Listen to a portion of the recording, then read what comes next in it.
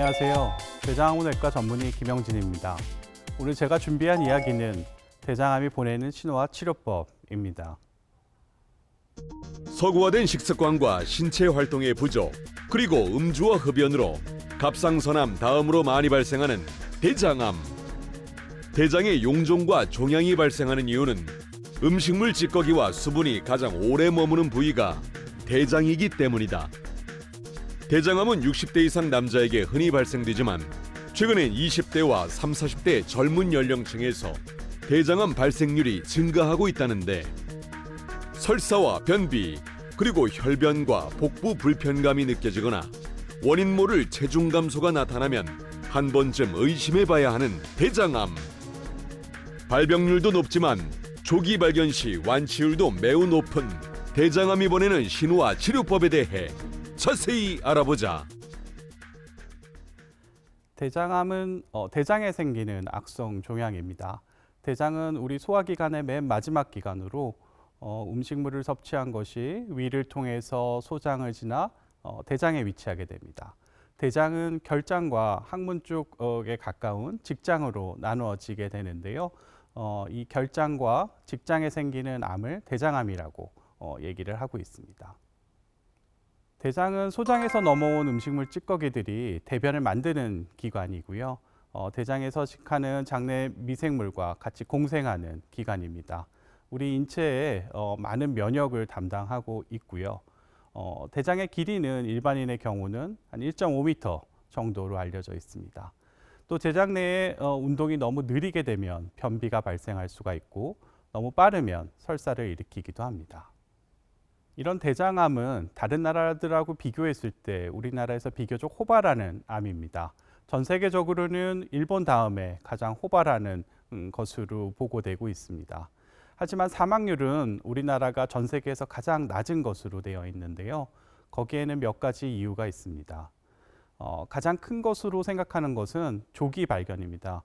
우리나라의 국가암 검진 사업과 내시경을 활발히 시행하는 것이 암을 조기에 발견하고 치료율을 높이고 생존율을 향상시키는 것으로 생각하고 있습니다. 또 하나는 수술 방법이 발전입니다. 우리나라에서는 복강경과 로봇 수술로 대표되는 최소 침습 수술이 대부분의 경우에서 시행이 되고 있는데요. 그거는 확대된 화면에서 세밀한 수술이 가능함으로써 생존율을 높이는 데 기여하고 있습니다.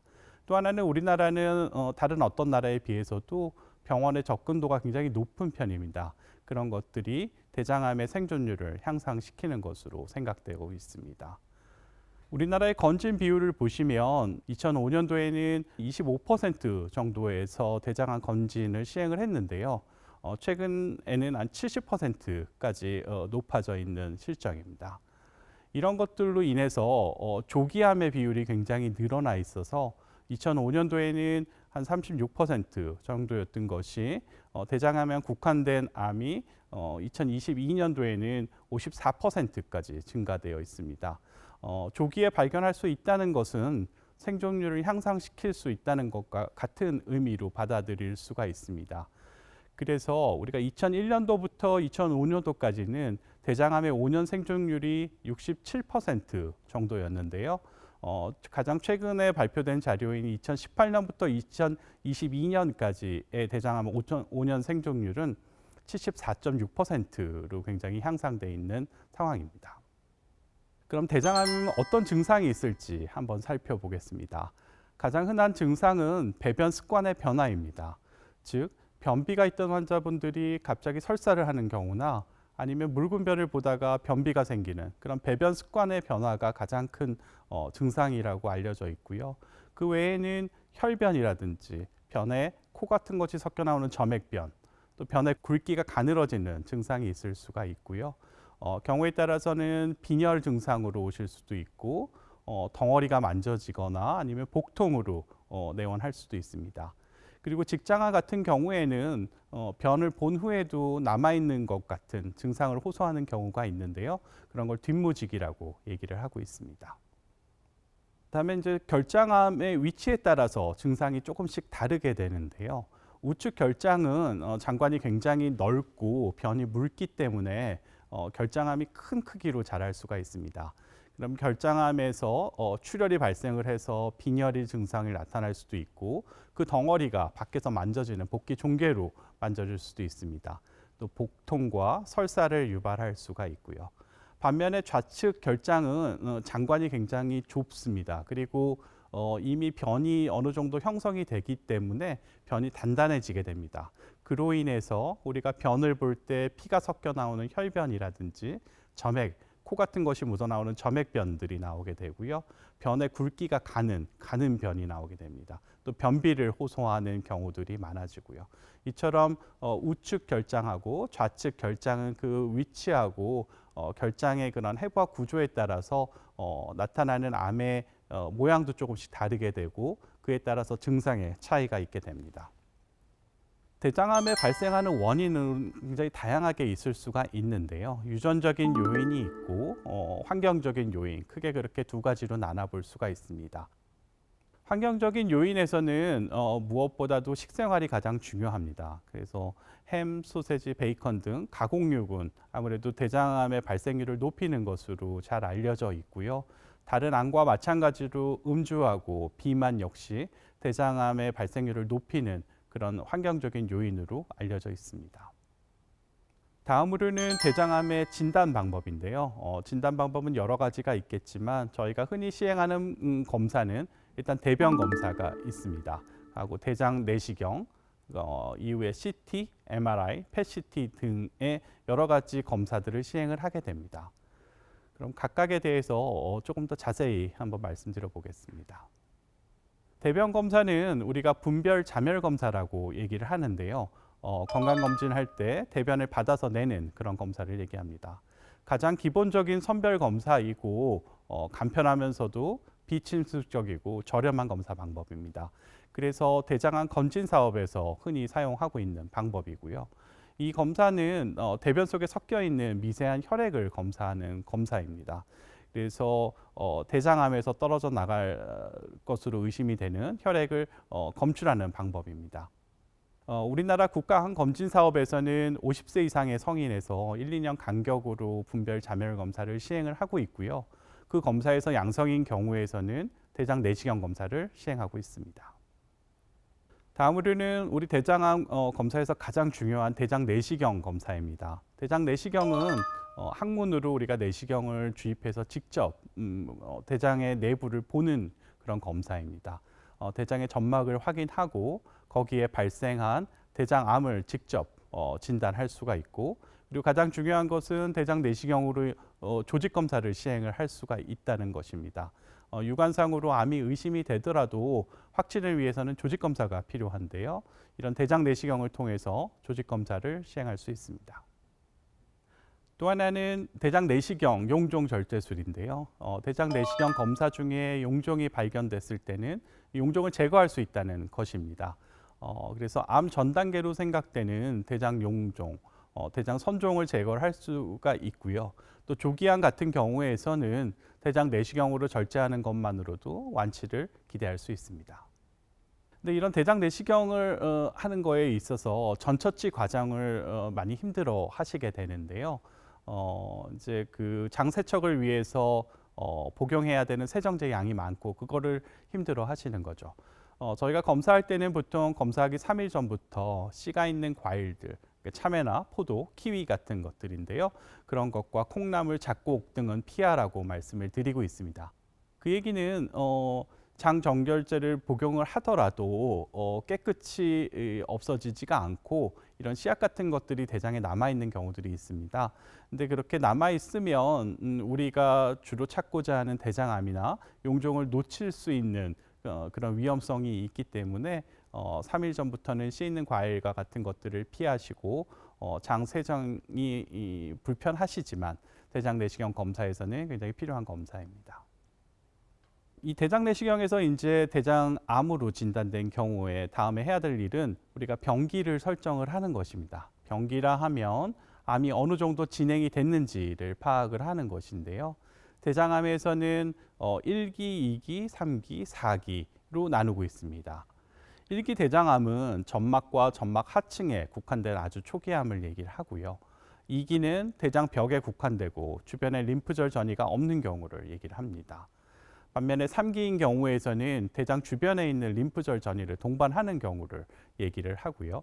4기는 대장 이외에 간이라든지 폐라든지 복막으로 전이가 되어 있는 경우를 얘기를 합니다.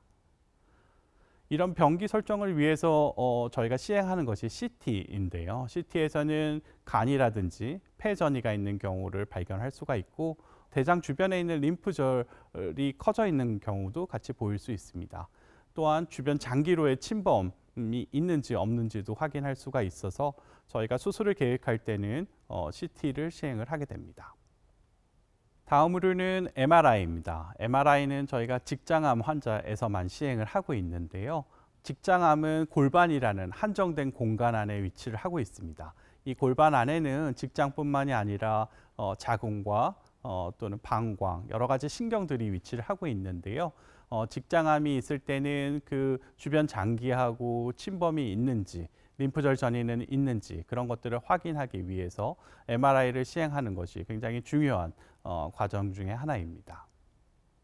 다음으로는 PET-CT인데요. PET-CT는 우리가 보통적인 결장암, 직장암에서는 시행하고 있지는 않습니다.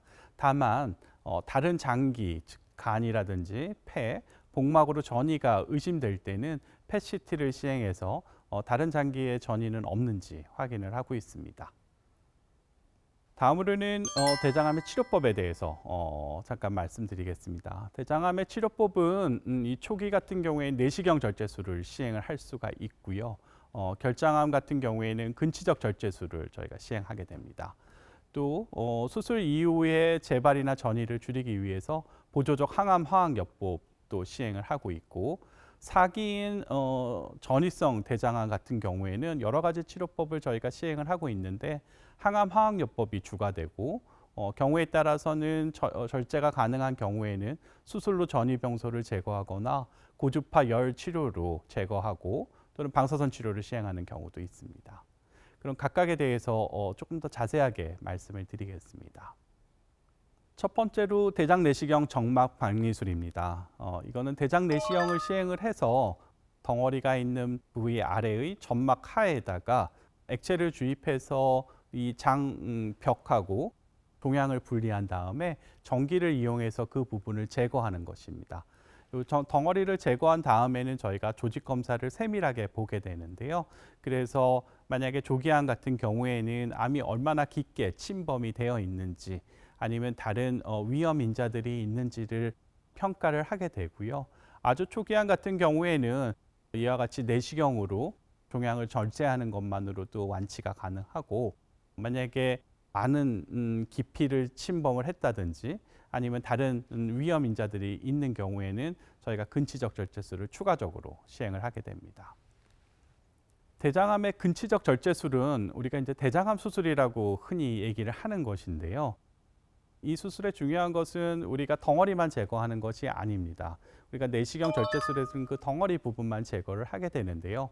근치적 절제술이라 하면 이 덩어리를 포함해서 정상적인 대장 조직을 제거를 해주고 장갑막을 함께 제거해 주는 것을 얘기를 합니다.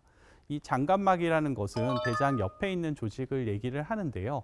거기에는 혈관과 림프절이 분포를 하고 있습니다. 우리가 병기를 나눌 때 3기 대장암 같은 경우에는 이 림프절에 암세포가 있는 경우를 얘기를 하는데요. 그거를 확인하기 위하고 또 완치하기 위해서는 이 장갑막과 정상적인 대장 조직을 포함을 해서 대장을 절제를 해주고 문합을 해주는 그런 수술을 시행을 하게 됩니다. 이 대장암의 수술은 최근에는 복강경과 로봇 수술로 대표되는 최소 침습 수술로 대부분 이루어지게 됩니다. 예전에는 개복 수술, 배에다가 굉장히 큰 절개창을 넣어서 직접 손으로 만지고 눈으로 보면서 수술을 시행을 했는데요. 최근에는 복강경 수술이나 로봇 수술을 시행을 하는데 이 최소 침습 수술은 이 절개창 대신에 배에다가 투과침을 삽입을 해서 기계를 넣어서 수술하는 것입니다. 복강경 수술이라고 하면 우리가 기계를 손으로 조작하면서 하는 것을 얘기를 하고요. 최근에 이제 로봇 수술을 많이 시행을 하게 되는데 이게 손으로 직접 조작하는 게 아니고 로봇 팔을 그 투과침을 통해서 넣어서 복강경과 유사한 수술을 시행을 하는 것입니다.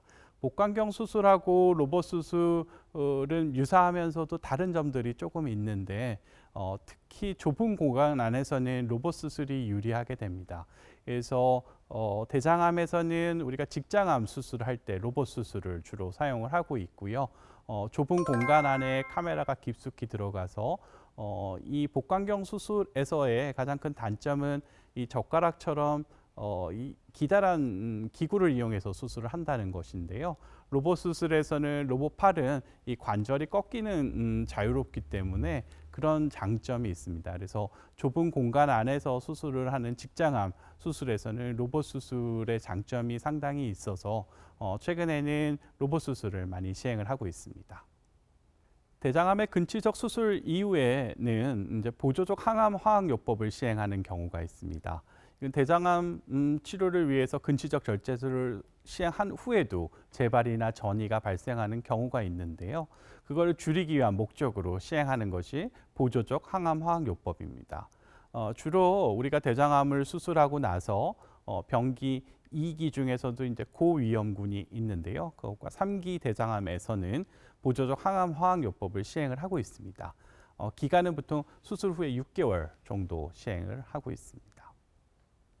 다음으로 많이 받는 질문이 대장암에서도 표적 치료제와 면역 항암제를 사용하는지에 대한 질문입니다. 결론부터 말씀드리면 대장암에서도 사용을 하고 있습니다. 하지만 우리가 흔히 하는 2기나 3기 대장암에서는 사용을 하고 있지 않고요. 다른 장기로 전이가 된 전이성 대장암에서만 표적 치료제하고 면역 항암제를 사용을 하고 있습니다. 환자 증례를 잠깐 좀 말씀드리겠습니다. 이 환자분은 62세 남자 환자분이고요. 평소에 고혈압과 당뇨가 있어서 약물을 복용해 오던 분입니다. 조금 피검사에서 빈혈이 진단이 됐고요. 빈혈이 생긴 경우에는 저희가 위내시경과 대장내시경을 통해서 빈혈의 발생 원인을 찾게 되는데요. 그 과정에서 대장내시경 검사 중에 결장암이 진단이 되셨고 CT를 시행한 결과 다른 장기에는 전이가 없는 2기 결장암으로 의심이 돼서 근치적 절제술을 시행을 하였습니다. 조직검사 결과에서도 2기 결장암으로 진단되어서 보조적 항암 화학요법 없이 이것으로 완치가 돼서 정기적인 추적 관찰을 시행하고 있는 경우입니다. 현재 61세 여자 환자분입니다. 최근 발생한 혈변으로 병원에 내원을 하셨고 혈변이 있을 때는 우리가 이제 환자분들이 저는 치질이 있어요 그렇게 오시는 경우가 많이 있는데요. 그런 경우에도 특히 60세 이상에서는 반드시 대장내시경을 시행하는 것이 중요합니다. 이 경우에도 대장내시경을 시행을 하였고 직장암으로 진단이 되어서 비교적 초기로 생각이 되었기 때문에 바로 수술을 시행하였고 조직검사에서는 직장암 1기로 진단이 되어서 다른 치료 없이 완치돼서 정기적인 추적 관찰을 시행하고 있는 증례입니다. 다음으로는 대장암을 예방하는 방법입니다. 가장 중요한 것은 정기적인 대장내시경 검사입니다. 저희는 40세 이상의 성인에서는 대장내시경을 시행할 것을 권유를 드리고 있고요. 만약에 이상이 없을 때는 5년에 한 번 정도 시행할 것을 권유드리고 있습니다. 만약에 대장내시경에서 용종이 발생이 됐다면 그거보다 조금 더 자주 대장내시경을 시행을 하게 됩니다. 또 하나는 건강한 식생활인데요. 대장암을 낮추는 것으로는 섬유질이 풍부한 식품들, 특히 채소나 야채 같은 것들이 대장암을 어느 정도 발생을 낮추는 것으로 알려져 있고 햄, 소시지, 베이컨 등의 가공육은 대장암의 발생률을 높이는 것과 연관이 있는 것으로 알려져 있습니다. 또한 충분한 수분을 섭취하고 김치, 된장, 요구르트 등의 발효식품, 유산균 등을 섭취하는 것이 대장암 발생률을 낮출 수 있는 것으로 알려져 있습니다. 하지만 중요한 것은 어떤 것이 대장암을 유발하고 예방한다고 해서 그것만 섭취한다든지 혹은 또 그것만 절대 안 먹는다든지 예를 들면 고기를 전혀 안 먹는다든지 하는 것은 좋지 않을 것 같고요. 균형 잡힌 건강한 식생활을 하시는 것이 무엇보다 중요할 것 같습니다. 그리고 다른 암의 예방을 위해서도 운동과 금주를 시행하는 것은 대장암의 예방에서도 중요한 부분입니다. 다음으로 저희 환자분들이 최근 물어보는 질문들이 있는데요. 요즘 유행하는 질문들인 것 같습니다. 몇 가지만 소개시켜 드리겠습니다. 그중에 매일 우유 한 잔씩 마시면 대장암 예방에 좋다던데 사실인가요? 이런 질문들이 있는데요. 아까 말씀드린 대로 한 가지 음식을 섭취하거나 피한다고 해서 대장암을 예방하거나 발생시킨다고 할 수는 없습니다. 하지만 여러 음식 섭취와 대장암 발생의 연관에 대한 많은 연구들이 있는데요. 그 중에서도 우유하고 칼슘의 섭취는 대장암의 위험을 낮추는 것과 연관이 있는 것으로 알려져 있습니다. 그 외에는 붉은 고기라든지 알코올을 줄이고 식이섬유, 칼슘, 요거트 등을 늘리는 것이 대장암의 발생률을 낮추는 것과 연관이 있는 것으로 알려져 있습니다. 다음으로는 상추가 대장암을 일으키는 음식이라는 그런 질문들이 있는데요. 상추는 수분이 많고 식이섬유가 풍부해서 배변을 원활하게 하고 대장암의 발생을 감소시키는 것과 연관이 있는 것으로 알려져 있습니다. 하지만 일부에서 농약이 남아있는 생야채가 암의 원인이라는 주장이 있었는데요. 사실 잘 세척할 경우에는 농약이 남아있을 가능성도 굉장히 낮고 그것이 암을 유발했다는 근거도 사실은 없습니다. 그래서 상추가 대장암을 일으키는 음식이라는 것은 잘못된 상식인 것 같고요. 식이섬유가 풍부한 야채를 충분히 섭취하는 것은 대장암 예방에 도움이 되는 것으로 이해하시는 게 좋을 것 같습니다.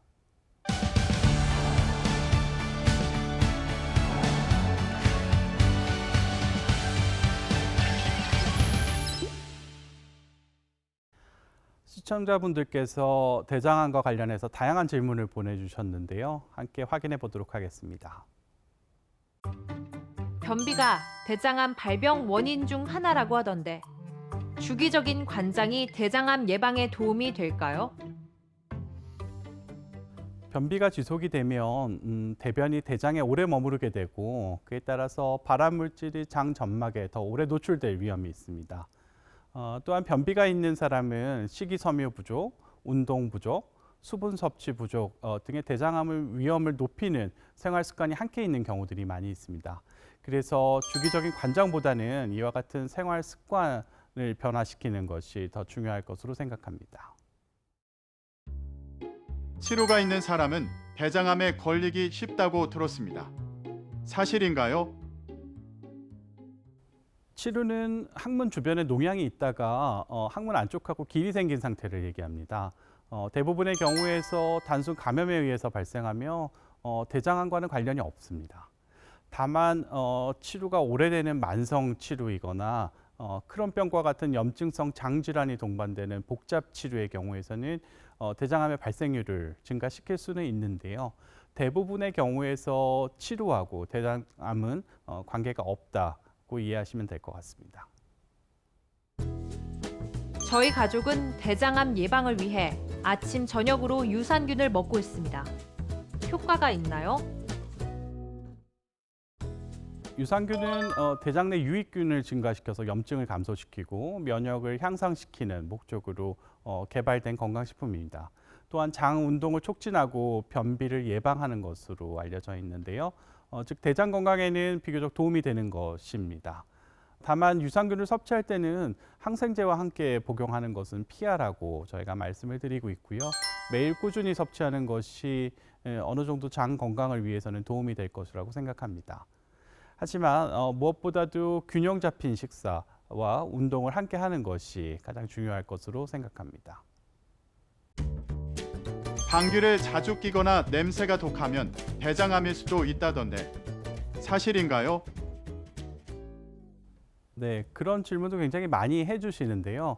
결론부터 말씀드리면 방구하고 대장암은 별 상관이 없다고 할 수가 있을 것 같습니다. 방귀를 구성하게 되는 거는 장내 세균하고 이제 음식물로 보통 달라지게 될 것 같은데요.